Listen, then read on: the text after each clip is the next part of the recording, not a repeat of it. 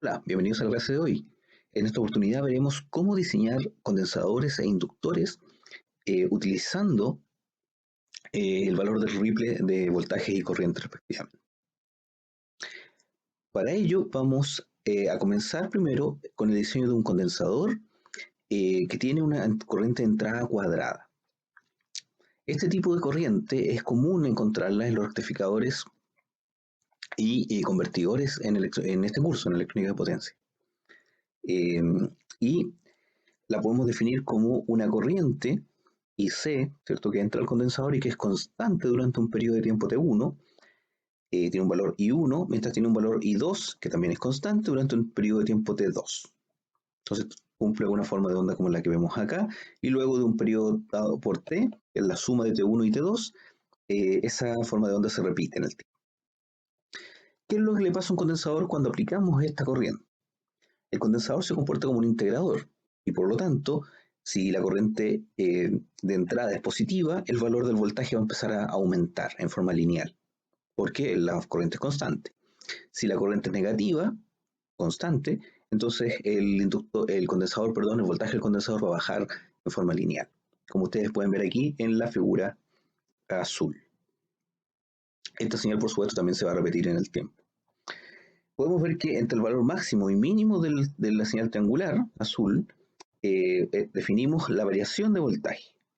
Y esa variación es la que está relacionada con el ripple del voltaje, y con la cual podemos entonces calcular luego los valores del condensador. Mientras más grande el condensador, más pequeño el ripple y viceversa. Bien, todo este análisis se hace para estado estacionario, y por lo tanto tenemos que cumplir primero la condición de estado estacionario. Para ello, esta condición nos dice que la corriente del condensador tiene que tener valor medio cero, puesto que si tiene un valor medio mayor a cero o menor a cero, el condensador se va a cargar o descargar en forma indefinida, no va a llegar a un estado estacionario. Entonces tenemos la corriente IC, el valor medio de esta corriente IC, se puede calcular, no es necesario usar la integral, puesto que son señales constantes, se puede calcular simplemente usando geometría con el área que tenemos en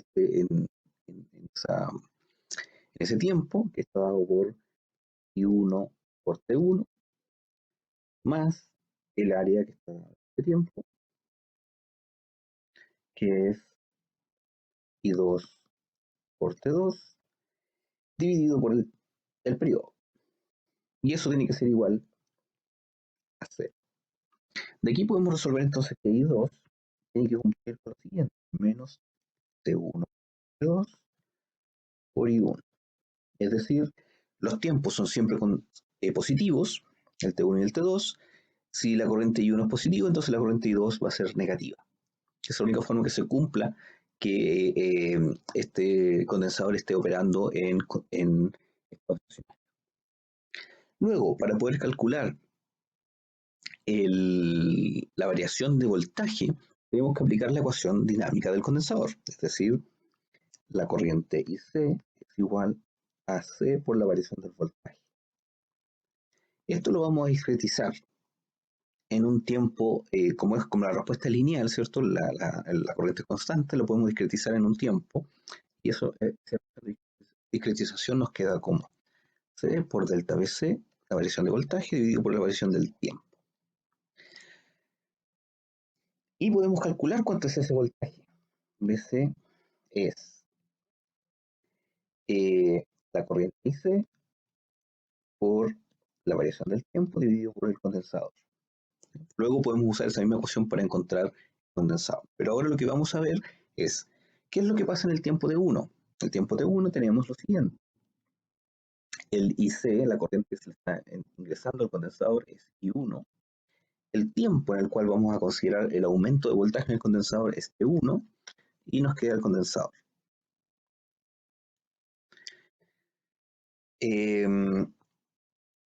Si esto lo hiciéramos en el tiempo T2, o sea, cuando el condensador está bajando, nos queda que esto, el IC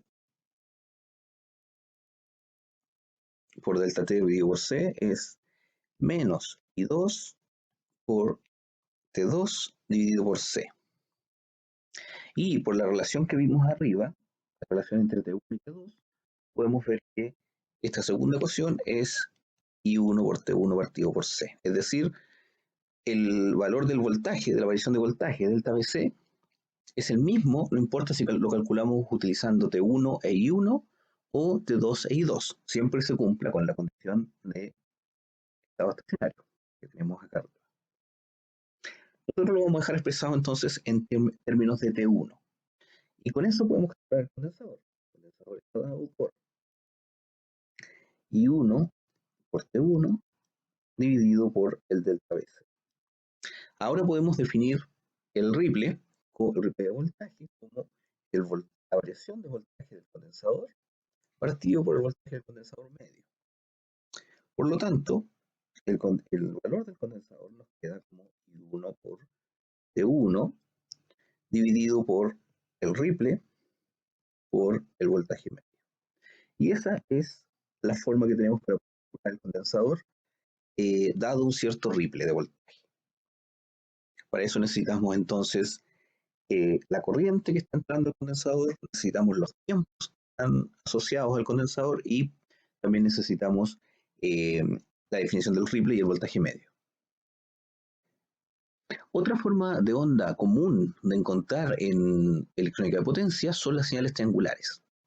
Para este caso también podemos calcular el ripple del condensador a partir de las características de la corriente. ¿Ya? Para ello, entonces vamos a considerar primero que tenemos una corriente triangular, como la que se ve ahí en rojo, que tenemos aquí, y vamos a identificar cómo sería el voltaje del condensador en esta condición. Lo primero que tenemos que notar es que, o recordar en realidad, es que por la ecuación dinámica, el condensador, el voltaje en el condensador es la derivada de la corriente. Perdón, la derivada del voltaje es la corriente. Ahí sí. Entonces, si la corriente, como vemos acá, es cero, eso quiere decir que la derivada del voltaje va a ser cero. Luego, en este punto, tenemos que la corriente es máxima.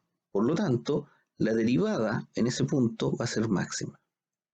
Luego tenemos nuevamente una derivada igual a cero en este punto. Por lo tanto, la derivada va a ser cero. Y luego tenemos un valor mínimo. Por lo tanto, en ese punto la derivada va a ser mínima. Si unimos los puntos, podemos ver que el voltaje que aparece es una cuadrática, una composición de señales cuadráticas. Y resulta la forma que vemos ahí. Al igual que en el caso anterior, entonces podemos definir una cierta variación del voltaje dada por delta Vc.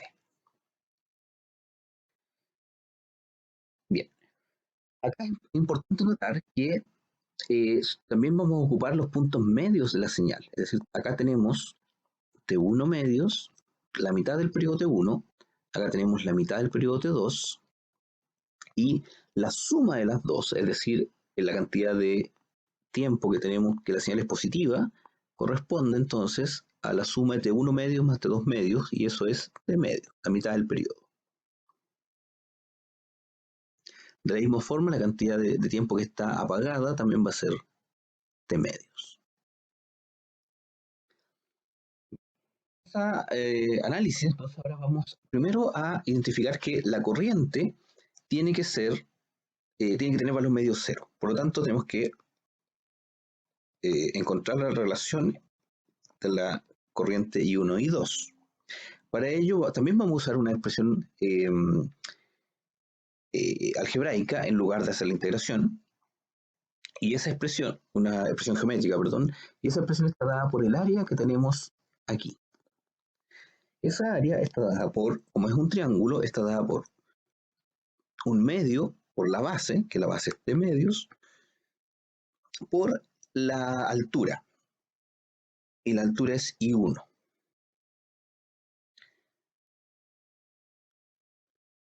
Más, en el otro periodo, semiperiodo, el área que tenemos que integrar es esta que tenemos acá abajo y que también es un triángulo. Por lo tanto, esa área va a ser un medio por T medio, pero esta vez por I2.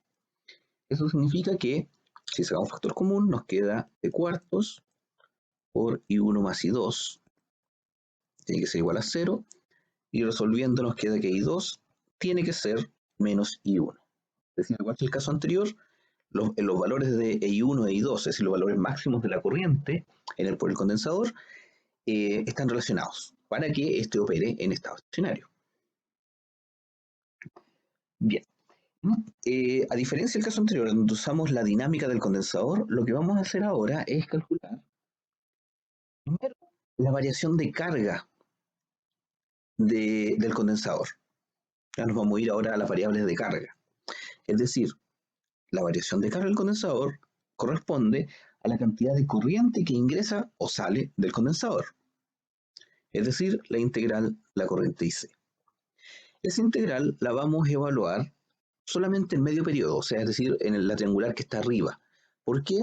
Porque si se fijan en toda esta área, en todo este segmento, ¿cierto? Desde el punto 1, que anoté ahí, hasta el punto 2, podemos ver que la triangular, la corriente, es positiva y por lo tanto el voltaje sube durante todo ese periodo.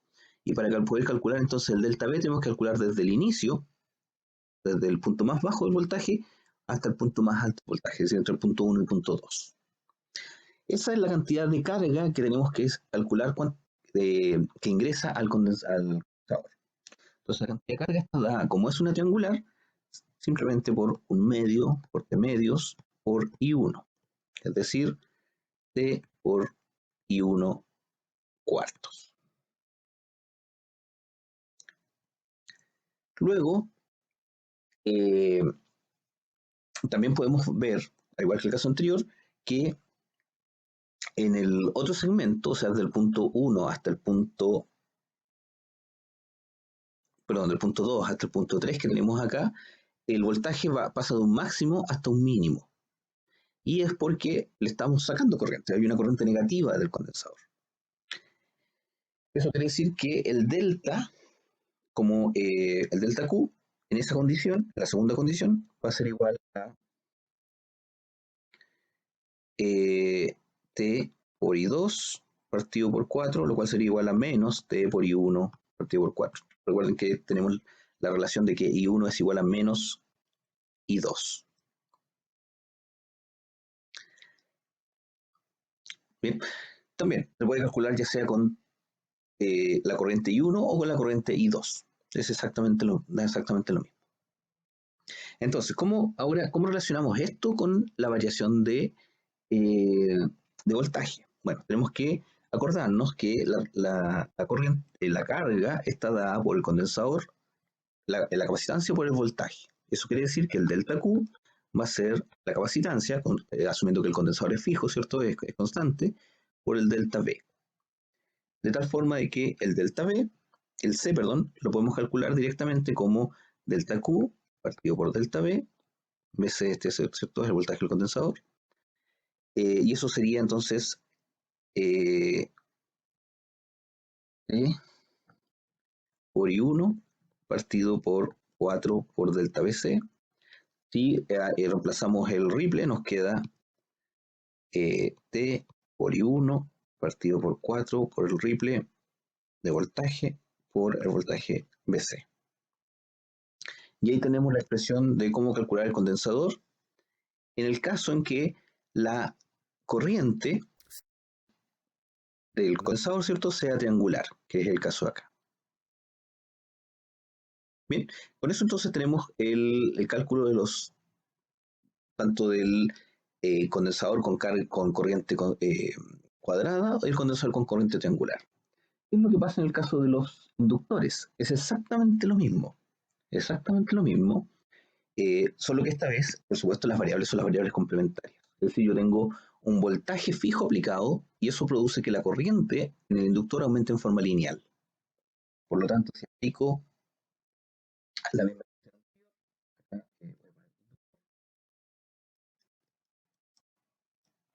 con corriente cuadrada.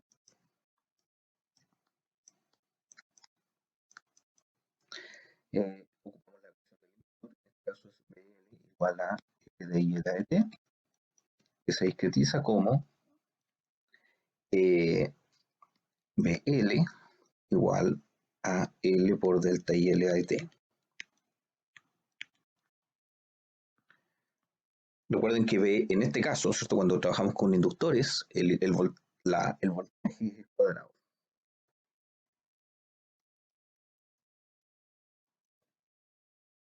Entonces el voltaje tiene un valor constante en un periodo y otro valor en un segmento del periodo y otro voltaje constante en el otro segmento del periodo.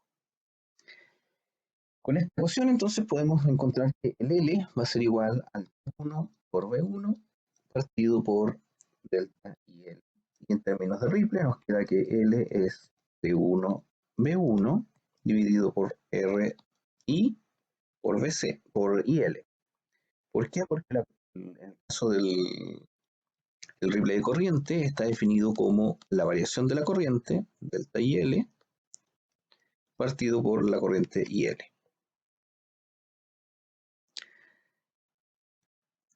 Y para finalizar, el inductor con voltaje triangular, este es el caso que aparece en, en los rectificadores conectados en paralelo, ¿ah? El voltaje aplicado en los inductores de interfaz que hay entre los dos rectificadores de diodos es muy similar a una triangular. No es exactamente una triangular, pero es muy parecida y por lo tanto se puede aproximar a una triangular. Entonces tenemos lo siguiente, acá tenemos que definir o acordarnos de que el, la variación de enlaces de flujo corresponde al integral del voltaje. Y acá lo que tenemos es que el voltaje se mueve en forma triangular, es decir, sube y baja en forma lineal. Por lo tanto, nos va a quedar como T por el voltaje partido por 4. Luego tenemos que acordarnos de que los enlaces de flujo son igual a L por I, L, y por lo tanto la variación de los enlaces de flujo es L por la variación de corriente. Si despejamos L de esta expresión de arriba, nos queda que L es la variación de los enlaces de flujo partido por la corriente, y como ya habíamos calculado esa variación, nos queda T por V1 partido por 4 por delta IL. Si expresamos en términos del Ripley, nos queda entonces T por V1 partido por 4 por el Ripley de corriente esta vez, por la corriente IL. Y acá tenemos entonces el valor del inductor, cuando el voltaje aplicado al inductor es cuadrado, y acá tenemos el valor del inductor cuando el voltaje aplicado es un voltaje triangular. Con eso entonces tienen todas las posibles combinaciones para poder diseñar inductores, condensadores con señales de corriente cuadradas o triangulares o voltajes cuadrados o triangulares.